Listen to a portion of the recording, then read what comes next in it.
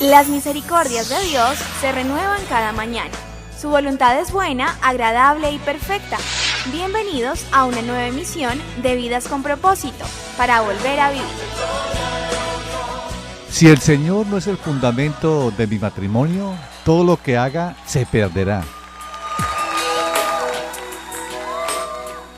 Hola, buenos días, bienvenidos a Vidas con Propósito, un espacio para volver a vivir.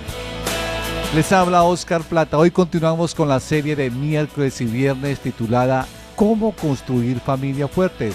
Y compartiremos el tercer tema de esta serie, cómo protegerse de los enemigos del matrimonio. Tú nos creaste con un propósito. Está con nosotros, como de costumbre, Ángelo Becerra, pastor de la comunidad Vida con Propósito, Iglesia de las Asambleas de Dios de Colombia, quien responderá al tema. Y también nos acompaña Raúl Mogotocoro, líder de la iglesia. Buenos días, Raúl. Hola, Oscar, muy buenos días y muy buenos días a toda nuestra querida audiencia de Vidas con Propósito. Les damos las gracias porque nos permiten llegar a sus vidas a través de este espacio. Les recordamos a nuestros oyentes que si se perdió alguno de nuestros temas o lo quiere escuchar nuevamente, lo puede hacer ingresando a nuestro canal en YouTube, colocando en el buscador de esta página Comunidad Vida con Propósito. Allí los podrá disfrutar desde la comodidad de su hogar, de su oficina, en cualquier horario. También lo puede recomendar a otras personas. Y les sugerimos también a nuestros oyentes para que se suscriban a nuestro canal y podrán recibir las novedades de los programas que subimos a la red. Estás escuchando Vidas con Propósito, para volver a vivir. Pastor Ángelo, buenos días. Muy buenos días, Oscar, buenos días, Raúl, y buenos días a todos nuestros oyentes. ¿Por qué motivo intuyó el tema cómo protegerse de los enemigos del matrimonio dentro de la serie Cómo construir familias fuertes? Porque al matrimonio y la familia como tal, tanto el uno como el otro, pues tienen o tenemos enemigos que buscan a como dé lugar nuestra destrucción. Y por supuesto, Oscar, que para ser una familia fuerte, nosotros debemos conocer muy bien cuáles son esos enemigos, pues para poder hacerles frentes. Primera de Pedro 5:8, vea como dice: practiquen el dominio propio y manténganse alerta. Su enemigo el diablo ronda como león rugiente, buscando a quien devorar. Aquí se muestra que Satanás es nuestro enemigo. Pastor, este versículo, ¿qué nos enseña? ¿No se supone que aquí el apóstol Pedro les está hablando a los cristianos y no necesariamente a los matrimonios? En este versículo el apóstol Pedro identifica al diablo como el enemigo del creyente, ¿sí? A su vez, en una metáfora que él hace ahí, compara al enemigo con un león que está rugiendo y que tiene como máximo objetivo devorarnos. Y aunque, como usted dice, Raúl, el versículo pues sí está hablando pues a los cristianos y no a los matrimonios, podríamos decir que al igual que el diablo es el enemigo de nuestras almas, también lo es de nuestros matrimonios. Todo matrimonio debería saber que tiene un archienemigo que quiere como de lugar destruirnos, acabar nuestros matrimonios. La palabra enemigo que utilizó aquí el apóstol Pedro en el griego es antidikos, y esta palabra está compuesta por anti, que significa contra, y dikos, que significa partido. Literalmente la palabra enemigo en el griego significa alguien que está en contrapartida de otro. Es alguien que tiene una intención opuesta y busca hacer daño. Y en la aplicación que le estamos dando en esta mañana, en este día, es que el diablo es el que está en contrapartido del matrimonio, lo quiere destruir a como dé lugar. Bueno, pastor, si es el diablo nuestro enemigo, ¿no se supone que será muy fácil identificarlo para que no nos haga daño? Bueno, aparentemente sí es muy fácil identificarlo. Sin embargo, pues todos sabemos que el enemigo de nuestras almas pues no se va a presentar como tal, no se va a presentar con cachos, con cola, con trinche, no. Sino que más bien él se va a disfrazar para podernos hacer ese daño que él quiere. De hecho, el diablo enviará algunos enemigos sutiles que poco a poco van a ganar nuestra confianza para luego dar, como decimos por ahí, la estocada final. Este es el modus operandi de Satanás para atacar a los cristianos de manera individual, pero también para atacar a los matrimonios. Por lo tanto, nosotros debemos conocer muy bien sus artimañas, cómo es que está operando. Y en esta oportunidad entonces vamos a hablar de esos enemigos sutiles que son los emisarios de Satanás, que buscan destruir matrimonios y por ende familias enteras, familias completas. Entonces, durante esta emisión y en la siguiente vamos a identificar cuáles son esos enemigos y cómo actúan, ¿no? Para que nosotros podamos neutralizarlos en el acto. No debemos dar largas al enemigo, más bien como dice el apóstol Pedro, debemos practicar el dominio propio y debemos estar muy pero muy alertas. Entonces, Pastor Ángel, vamos a empezar a mirar, a estudiar esos enemigos. ¿Y cuál es el primer enemigo que quiere destruir el matrimonio? ¿Cuál es el enemigo número uno? Bueno, yo diría que el enemigo número uno que destruye a los matrimonios, sobre todo a los matrimonios cristianos, es el confort, Oscar. Por lo tanto, un consejo: como el confort quiere destruir su matrimonio, esfuércese por buscar a Dios, ¿sí? Ese sería el antídoto. Ese sería el antídoto, esa sería la manera de contrarrestar el ataque del confort. Vea lo que dice el Salmo 127:1. Si el Señor no edifica la casa, en vano se esfuerzan los albañiles. Si el Señor no cuida la ciudad, en vano hacen guardia los vigilantes. El gran problema de las parejas de hoy es que quieren tener un matrimonio firme sin poner como fundamento a quien lo instituyó. Vea, las parejas de hoy, y me temo que hasta muchas parejas cristianas también, quieren un buen matrimonio, pero no quieren a Dios, no quieren poner a Dios como el fundamento de su matrimonio. Ahora, note que este versículo del Salmo 127:1 de ninguna manera está delegitimando el construir o el vigilar. Dice el que si el Señor no edifica la casa, en vano trabajan los albañiles. Si el Señor no guarda la ciudad, en vano vela la guardia. No es que delegitime ni la labor del albañil ni la labor del guardián. Lo que enseña es que nosotros no debemos hacer tales obras sin tener al Señor como base, como fundamento. ¿Por qué los matrimonios cristianos eran más sólidos antes que los de ahora? Hago la pregunta porque las estadísticas lo demuestran. El porcentaje de divorcios hoy en las parejas no cristianas es similar a las parejas cristianas. Bueno, la razón, Oscar, por la cual los matrimonios cristianos antes eran más sólidos que los de ahora es porque ellos se esforzaban por buscar al Señor. Digamos que los matrimonios de antaño hicieron de las disciplinas espirituales sus hábitos. Ellos vivían las disciplinas espirituales. Rápidamente, ¿qué podemos decir con respecto a los matrimonios pasados que ahora los matrimonios presentes no hacen? Es que los pasados oraban. Las parejas, los matrimonios pasados o del pasado oraban. Los cristianos de antaño solucionaban casi todo a punta de oración. Hoy uno dice algo como esto y es criticado o ridiculizado. Antiguamente los matrimonios solían tener lo que se conoció como el altar familiar o el devocional en familia. Hoy se piensa ante cualquier dificultad primero en buscar al terapeuta o al psicólogo. Pero no se piensa primero en los recursos que Dios nos ha dado. Así es. También, ¿qué hacían los matrimonios en el pasado? Ellos leían la Biblia. Impresionante. Leían la Biblia. Los cristianos de la antigüedad tenían por costumbre no solo portar la Biblia, que ahorita casi ni siquiera se porta la Biblia, sino que además de portar la Biblia, ellos la leían, ellos estaban familiarizados con las Sagradas Escrituras, ellos sabían quién eran Nahum, Abdías o Miqueas. Hoy día pues algunos ni saben de quién estoy hablando. Los matrimonios pasados, ellos también se congregaban, Oscar. No importaba qué hubiera el domingo, los cristianos de antes no negociaban por nada del mundo el congregarse. Es más, no solo se congregaban el domingo, sino que también iban varios días entre semana a la iglesia. Y hoy se sacrifica el congregarse por actividades familiares que aunque pueden ser buenas, pero no es más importante que el congregarse. A veces lo bueno nos daña lo mejor. ¿Qué más hacían los matrimonios del pasado? Ellos se comprometían con la iglesia. Vea, ellos estaban involucrados en algún área de servicio en la iglesia.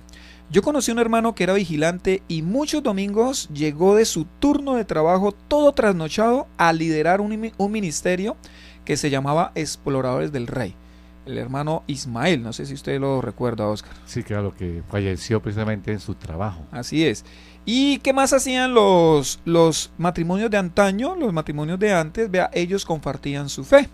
Ellos también tenían esa valentía de hablarle a otros de su fe, evangelizaban, no estaban atemorizados. Ellos le hablaban a los demás, no importando si los aventajaban en sus estudios. Por ejemplo, mi mamá le hablaba a un escéptico y preguntón como lo era usted, Oscar Plata, ¿no?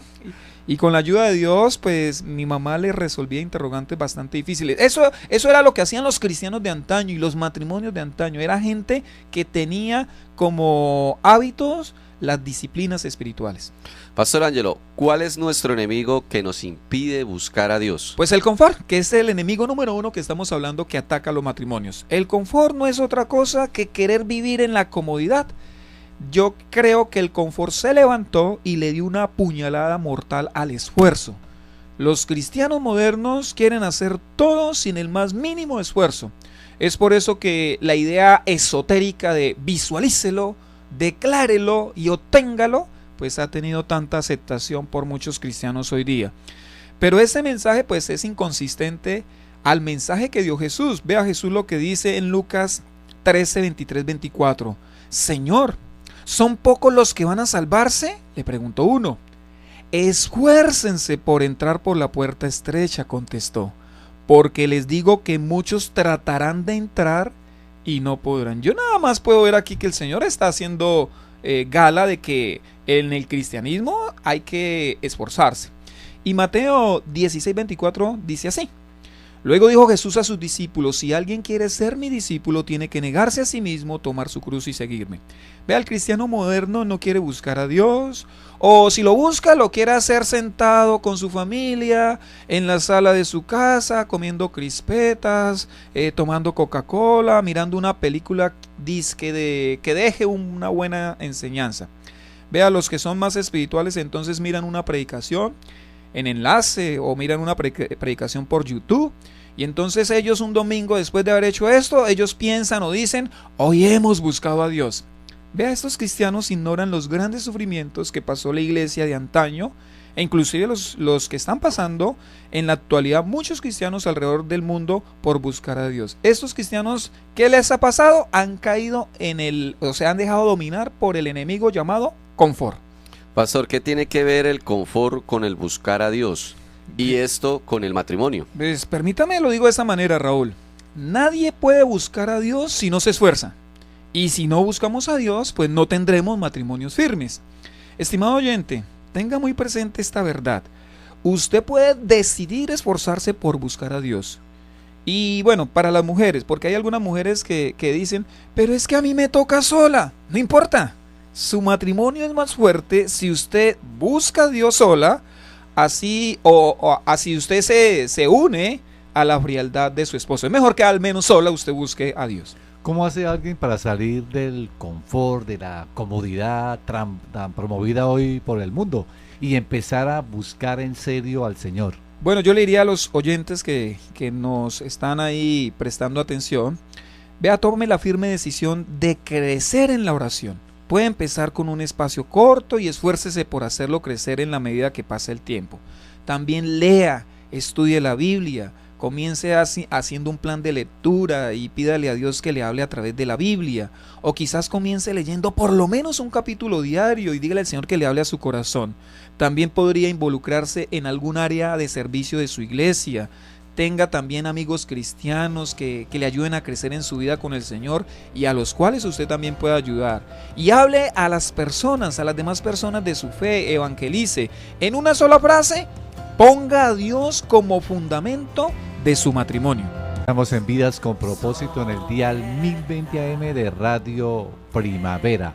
Hoy con el tema ¿cómo protegerse de los enemigos del matrimonio? Y el primer enemigo que quiere destruir el matrimonio es el confort, la comodidad. Y el consejo para contrarrestar a este enemigo es esfuércese por buscar al Señor, por buscar a Dios. Y la manera de crecer es orando, leyendo y estudiando la Biblia, congregándose, sirviendo, compartiendo el Evangelio a otros. Son temas o aspectos de la disciplina de la vida espiritual del creyente que a veces hemos dejado a un lado. Pastor Ángelo, ¿cuál es el enemigo número 2 del matrimonio?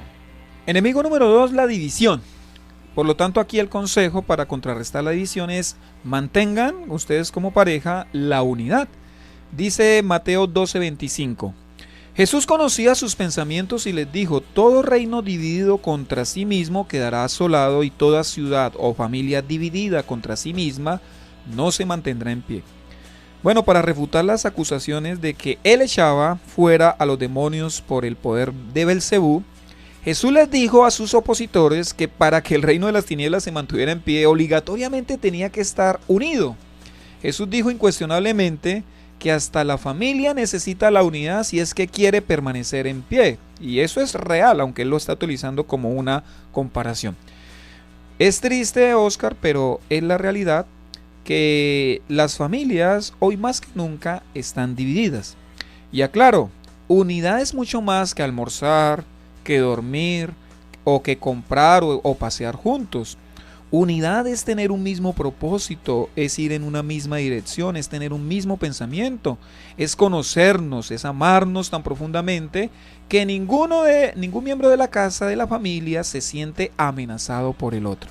Las familias hoy suelen salir de compras, como usted lo dice, a ir a pasear, ver televisión o ver cine juntos y muchas otras actividades que les convencen de ser familias unidas.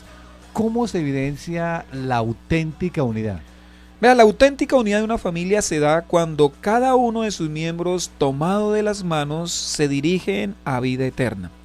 La unidad que proviene por cosas de este mundo es como las cosas de este mundo, pues triviales, sería una unidad trivial, sería una unidad efímera.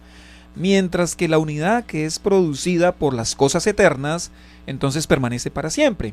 Vea, no está mal que nos unamos como familia para comprar una casa o un carro o para las actividades que usted mencionaba, Oscar, pero esa unidad no es tan fuerte como la unidad que proviene de seguir a Cristo y de hacer su voluntad. Esa unidad permanece. ¿Cómo entra la división a nuestras familias? Bueno, la división no entra a nuestro hogar así tocando la puerta así duro de nuestra casa, no, con un silbido ensordecedor, no. Más bien la división entra sin avisar y con un silbido apacible. Nadie se da cuenta hasta que todos en el hogar están divididos. Eso como que es imperceptible, por eso tenemos que estar muy vigilantes. Es un enemigo muy sutil, muy sigiloso. Pastor, ¿cuáles son los brazos de la división? Los brazos de la división son, digamos que todos los brazos de la división tienen un mismo origen, ¿sí? Y el origen se llama egoísmo. El egoísmo es lo que siembra en todo hogar la división. Y yo quise construir un acróstico, me gustan los acrósticos, precisamente con esta palabra, egoísmo. Y veo cada aspecto que voy a mencionar como ese brazo, ese tentáculo que destruye la unidad del hogar. Entonces, el primer brazo es con la E, entretenimiento. Con la G, ganar, querer ganar siempre. Con la O, orgullo, sí, yo soy orgulloso, entonces voy a dividir mi hogar. Con la I, individualidad. Con la S, suficiencia, creerme suficiente, que no necesito de nadie. Con la M, el materialismo, ¿sí? Vivir para las cosas, solo para las cosas de este mundo, aún por encima de los miembros de la casa. Y con la O, obligación, tratar de imponer siempre lo que a mí me parece. Bueno, un aspecto que quiero resaltar acá es el entretenimiento. Hoy es muy fuerte, se promueve grandemente a través de los medios y creo que las familias andan muy entretenidas en cosas que aparentemente son buenas, pero que realmente son también muy egoístas. Y vea que todos estos están entrelazados, Oscar, porque así podemos ver también que el entretenimiento está relacionado con la individualidad, hoy muy exaltada en nuestra sociedad humanista. Pastor, ¿cómo enfrentar la división? Bueno, haciendo exactamente lo opuesto al egoísmo que hablábamos. Entonces, como Oscar hablaba, frente al entretenimiento desconéctese, ¿no? O sea, ¿cómo un celular nos puede separar? Frente a querer siempre ganar, pues pierda. Sea humilde, comparta, piense en función de los demás miembros de su casa, dependa, apóyese, valore a las personas por encima de las cosas, no obligue, no se imponga, más bien convenza con argumentos, con oración, influencia. Yo creo que de estas formas, de estas maneras, nosotros podemos enfrentar al egoísmo y podemos erradicar la división del hogar. Vamos ahora con un mensaje a la conciencia en la voz de nuestro hermano Pablo. Un mensaje a la conciencia. Un momento de reflexión en la vida diaria. Escúchelo en la voz del hermano Pablo. Las puertas de la sala de emergencia del hospital se abrieron rápidamente y los enfermeros pasaron con premura a la camilla.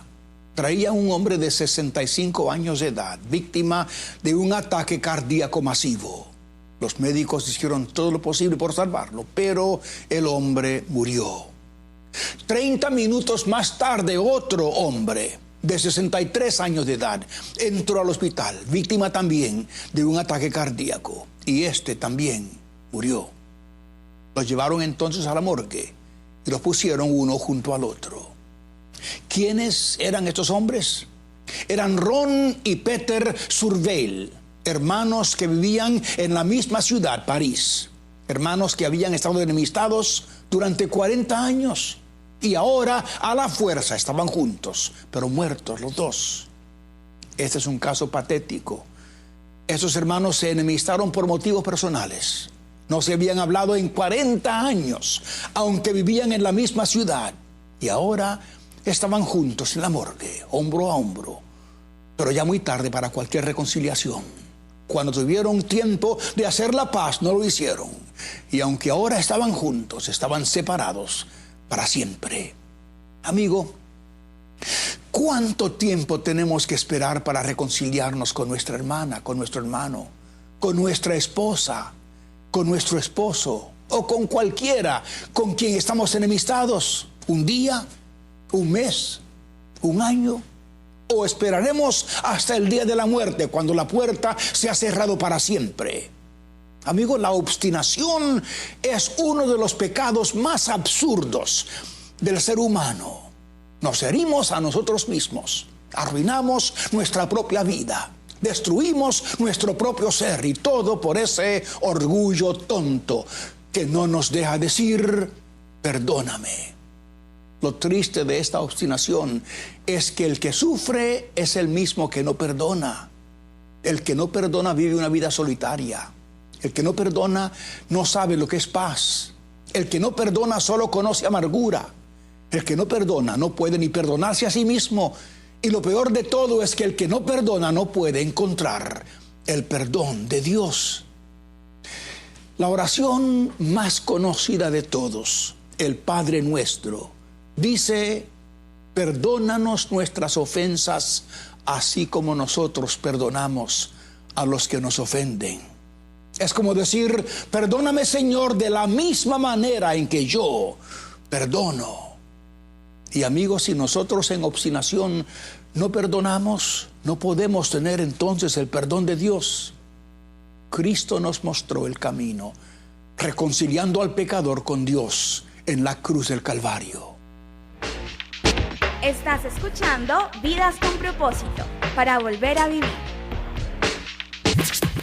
Pastor, ya para finalizar el tema de hoy, el Salmo 127, citado en uno de los puntos que usted habló anteriormente, dice que si el Señor no edifica la casa, en vano trabajan los que la edifican. Podríamos decir que el gran problema de las parejas hoy es que quieren tener un matrimonio bonito, pero sin colocar el fundamento principal. Exactamente como usted lo menciona, Dios, que es el artífice del matrimonio, se puso a sí mismo como el fundamento del matrimonio. Él que fue el que lo diseñó, él que fue el que lo creó, entonces tiene todo derecho de ser su fundamento. Entonces, cuando una pareja quiere vivir sin ese fundamento y más bien pone otro fundamento, que el romanticismo, que esto, cosas que son quizás buenas, no voy a decir que son malas, pero son cosas que en última son muy frágiles para sostener todo lo complicado que puede llegar a ser a veces el matrimonio y todas las exigencias que éste requiere, todas las tormentas que le sobrevienen a un matrimonio. Por eso Dios es el fundamento del matrimonio. Si lo ponemos a Él, pues de seguro no significa que no haya tormentas, que no haya dificultades, sino que con Él podremos sortearlas y manejarlas.